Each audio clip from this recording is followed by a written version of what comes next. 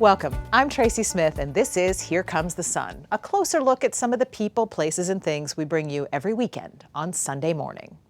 Actress Juliette Lewis grew up in Hollywood, joining her father on sets with stars like Clint Eastwood as a child.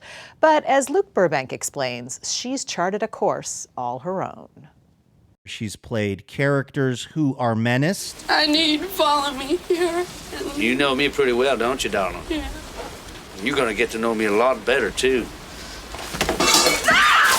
Characters who are doing the menacing. Eeny, meeny, miny, moe, catch a redneck by its toe. And just about everyone in between. It's really interesting that to this day, the handful of movies I did when I first started still resonate and are still being seen by new generations. Later in the show, Juliette Lewis on the pressures of making a hit movie.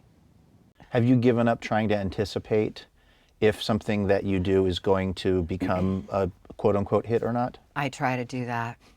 I try for my mental health. Well, here's why. The whole lesson of not thinking of the outcome or the expectation, but just fully leaning into a good experience. Then Conor Knighton introduces us to a man who's committed his life to protecting owls and getting others to give a hoot, too. There are two important days in your life, the day you're born and the day you find out why. I'm here to help owls and conservation of the planet and the people that I care about. Unlike most owl species, which nest in trees, burrowing owls live underground, often in holes left behind by other creatures like badgers or prairie dogs, or humans. To restore this land's dwindling owl population, Johnson has been creating and installing artificial burrows here since 2008. That's all coming up right here on Here Comes the Sun. Juliette Lewis has made a name for herself playing daring women in extreme situations. But it's her role in a family comedy she holds most dear, as she told our Luke Burbank. So you're at this phase of your career, like you're still finding out things and interested in these characters? Look, as a leaf falls. What was that? The only predictable thing about interviewing Juliette Lewis This is a Dodge Challenger. Man, I wish I could spout out all the facts about it. is that there's no predicting where things might go. What is the story on this car? It comes from the midlife thing of enjoying the fruits of their labor. This is your midlife crisis car? Don't call it a crisis.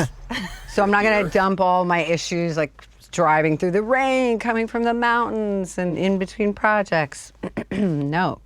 I'm actually honored that you're picking me to do a profile on. That's cool.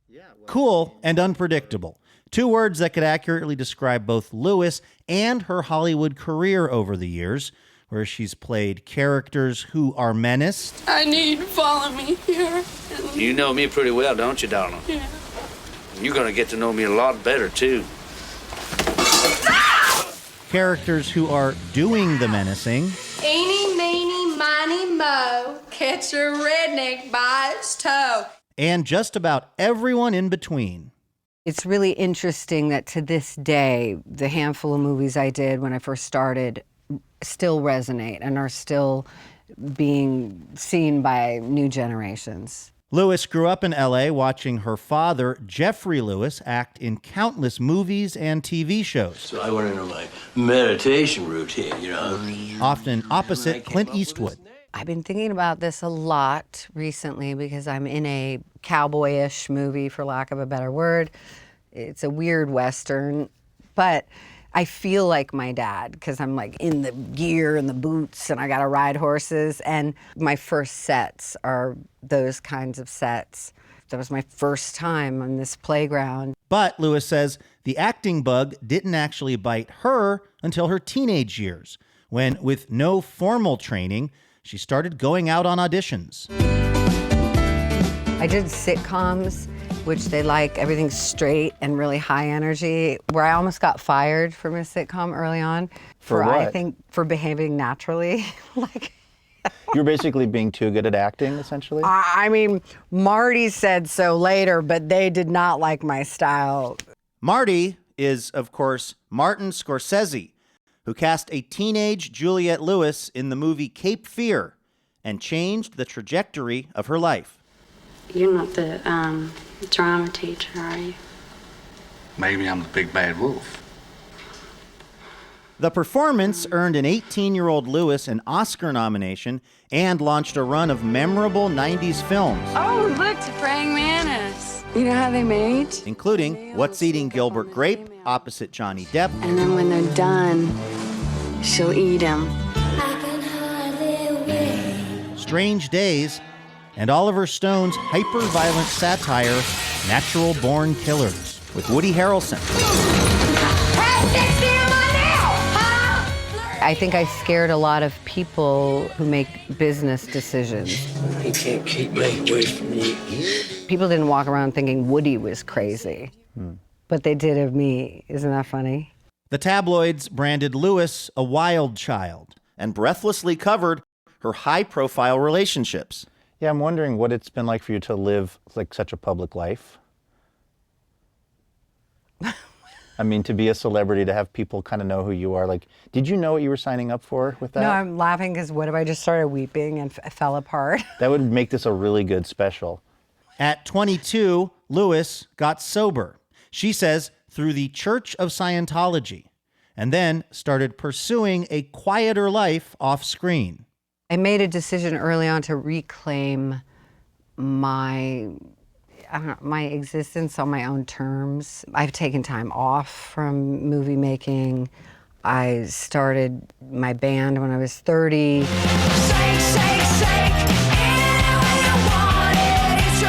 Her punk band, Juliette and the Licks, toured extensively, giving her a chance to live out a different childhood fantasy. I had always wanted to be a singer when I was a kid. Like, the things that inspired me were Rocky Horror Picture Show, Fame, Flashdance, the musical Hair. These were everything to me. They had all the things, drama, you'd weep, the music, dance. 5 years ago, the band announced they were recording new music together once again. But any future projects with the band will have to split time with Lewis's busy acting schedule. I mean, at least undo one. I am starving. Including starring as Natalie in the hit Yellowjackets. Natalie, time for group. Airing on Showtime, which is part of our parent company, Paramount Global. The show is about a high school soccer team from New Jersey that gets stranded in the wilderness. After they rescued us, I lost my purpose. I love the idea of when you think someone's one thing and they're another. What you reveal and what you conceal, and that dance is what's interesting to play. And as we neared the end of the interview... Okay, now I start crying. Something else I wouldn't have predicted. No. I'm not trying to have tears this interview. The one moment Juliette Lewis grew visibly emotional in a conversation spanning life, love, family, addiction, and acting. It was the mention of one of her very first movie roles in National Lampoon's Christmas Vacation. Isn't it a beaut, Audrey? She'll see it later, honey. Her eyes are frozen. I'm curious if you had a sense what a cultural touchstone this would be. I mean, it's obviously required viewing around Christmas. It is so moving to me that to do something that when I was 15, no, I had no idea, that every year families talk to me, people who have lost their parents who tell me this is a tradition, that my little 15-year-old sarcastic self is in their lives every year.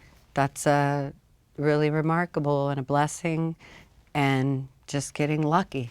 If luck is the residue of design, then Juliette Lewis's career appears to be the result of taking chances, staying true to yourself, and never, ever being predictable. Yeah, it's weird. Middle age is weird because what sustains you in your 20s is not necessarily what sustains you in midlife. However, I don't ever want to lose a certain kind of fire, seizing the day, all that good stuff.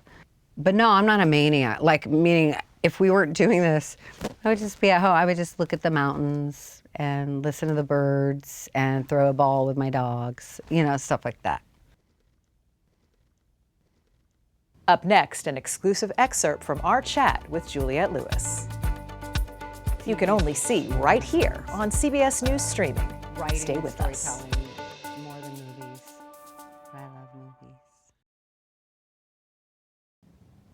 As promised, here's more from Luke Burbank and Juliette Lewis. Did it feel like you were sort of destined for this, for being an actor, because of how you were raised and you're in LA? And I mean, did this seem sort of like it was inevitable? A career in the arts was inevitable, but as a kid, I didn't know the compartmentalization of career, like movies and TV and music is this and dance is this, because I came from little musical workshops. I think that's what informs how I work, because I'm very physical. And anyway, I took singing and dance and acting and loved people watching. I was always curious about, especially people like in class who weren't getting enough attention and stuff like this. Maybe I was one of those people who I would just befriend this sort of underdog thing. I don't know why that is. But to answer your question, yeah, field in the arts was for me. Did you go to regular school as a kid? Went to public school, private school, boarding school, but mainly public school. So you weren't one of those actor kids who was just getting tutored on set and not going to a traditional, middle school or high school? I did that for a time. Later, I got my GED. I didn't start acting until teenage years, and it gave me this outlet to focus, like, all my curiosity about identities.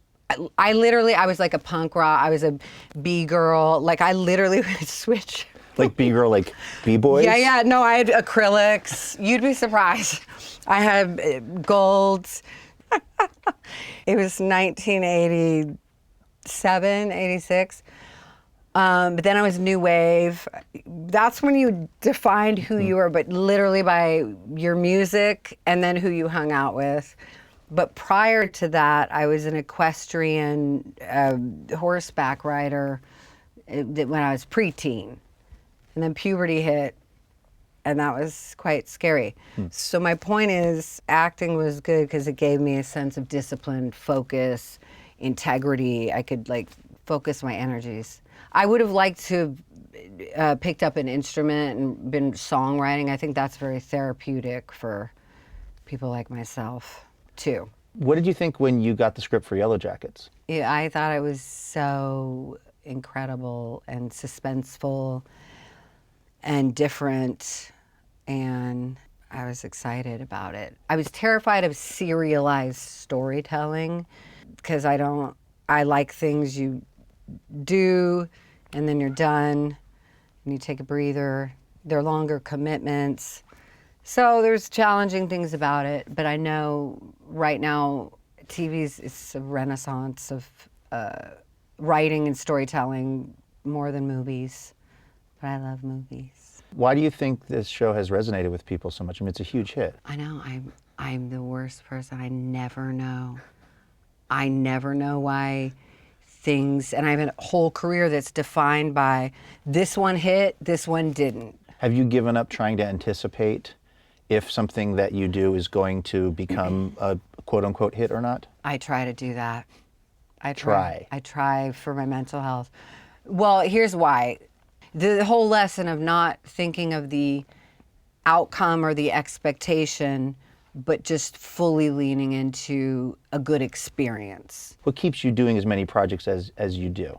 I don't know. I think that it's this little dreamer mind. It's sort of like a gift and a curse of imagination. I don't know. I like it. It gives me things to mull over. I love scene work. Like the stuff I'm doing now, I have to play a person who has a throat injury because she got cut So and the writing was so good. I just love the alchemy, the writing, the other actors, the director. But the writing's so good, it described her voice, and I immediately got an idea. But it all could be done horribly, and that's always the catch. That's the pressure.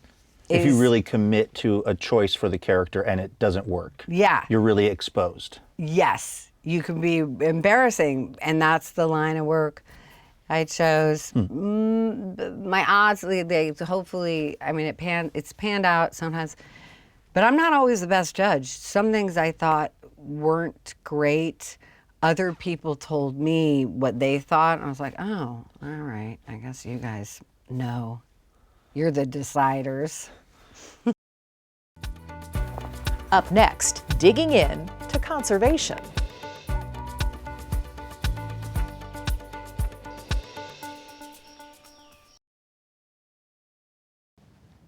Welcome back.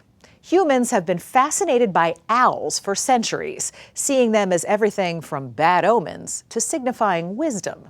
For one conservationist and lifelong owl enthusiast, a chance encounter was simply love at first flight. Here's Conor Knighton.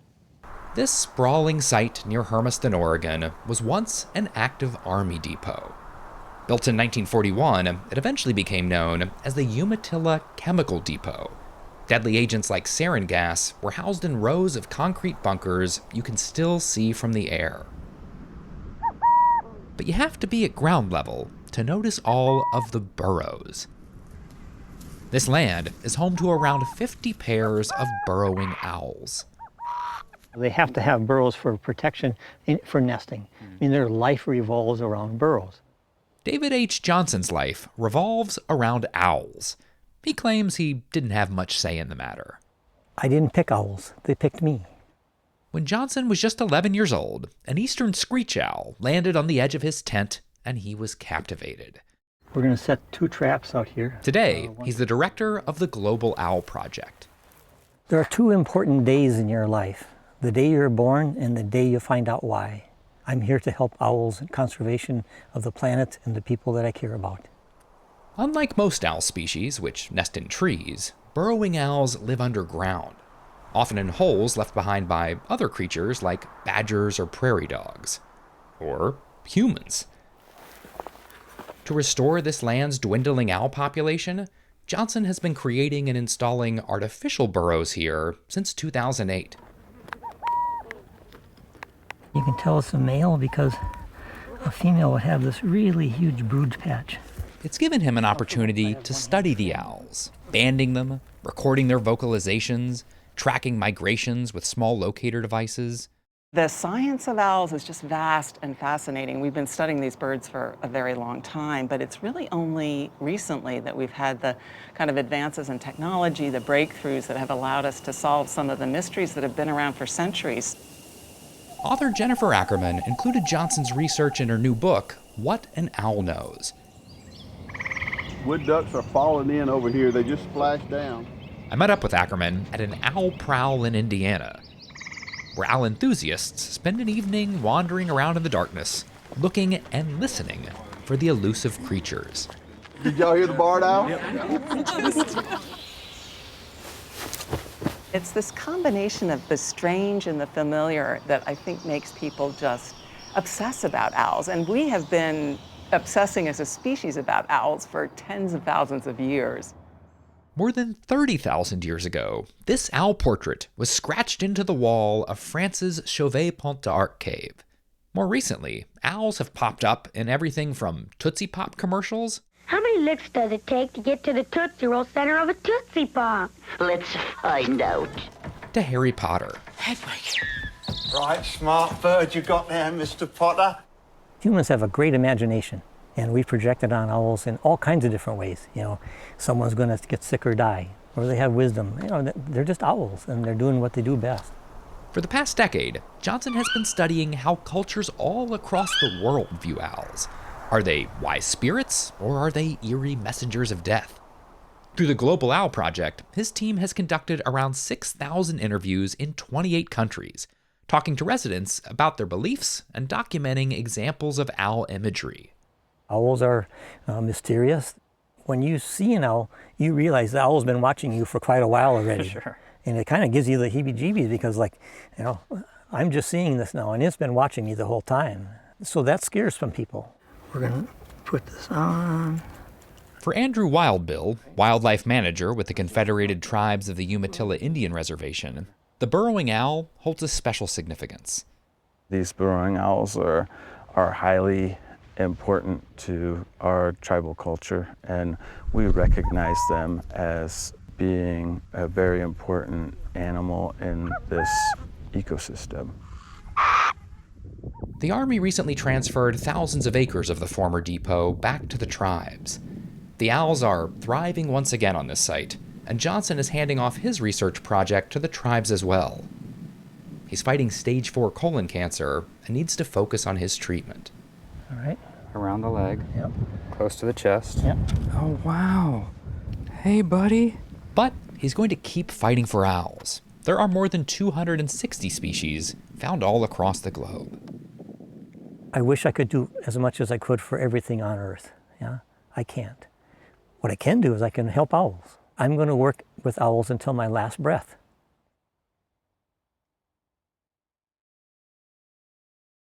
I'm Tracy Smith. Thanks for joining us. We'll see you here next time on Here Comes the Sun.